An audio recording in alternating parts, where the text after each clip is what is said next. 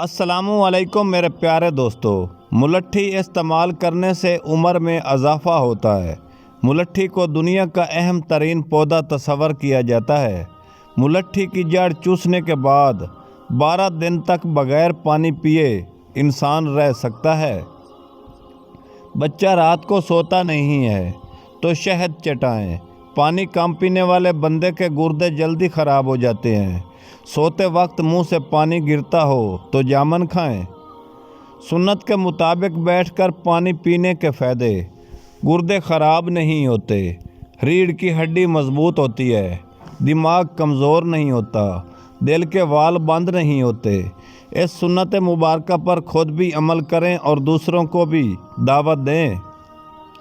سردی سے ہونے والے ناک اور حلق کے امراض کا بہترین علاج: 4 عدد ادرک کے ٹکڑے، 2 کپ پانی، لیموں کا رس 2 چمچ، 2 چمچ شہد 15 منٹ جوش دے کر اتار لیں، نیم گرم استعمال کریں۔ انسان کو اس کے برے حالات نہیں، خیالات پریشان کرتے ہیں۔ حالات تو وقت کے ساتھ ساتھ بدلتے رہتے ہیں، لیکن خیالات کو بدلنا آسان نہیں ہوتا۔ بعض اوقات بچوں کی بڑی آنتوں میں کیڑے ہوتے ہیں، جن کی وجہ سے ان کی صحت خراب رہتی ہے۔ میٹھے بیروں کو کچل کر ان کا پانی 24 گرام سے 128 گرام تک پلائیں، کیڑے خارج ہو جاتے ہیں۔ شہتوت گلے کے لیے فائدہ مند ہے۔ جن لوگوں کو گلے میں ٹونسل کا مسئلہ ہو، شہتوت کھائیں۔ شربت توت سیاہ استعمال کریں، یہ گلے کی کھانسی کو بھی دور کرتا ہے۔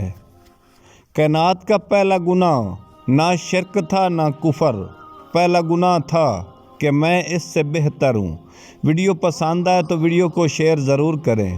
جسم میں پانی کی کمی کے 5 علامات: نمبر 1 پسینے کا نہ آنا، نمبر 2 سر میں درد ہونا، نمبر 3 وزن کا بڑھ جانا، نمبر 4 بار بار قبض آنا، نمبر 5 جوڑوں میں درد ہونا۔ مہنگے شیمپو چھوڑیے، آج یہ آزمائیے۔ سرسوں کا تیل 1 چمچ اور دہی 2 چمچ ملا کر سر پر لگانے سے چند دنوں میں خشکی کا جڑ سے خاتمہ ہو جاتا ہے۔ ٹماٹر کی چٹنی بنا کر کھانے سے سوکھے کی بیماری ختم ہو جاتی ہے، کمزوری دور کرتا ہے اور خون کی کمی کو پورا کرتا ہے۔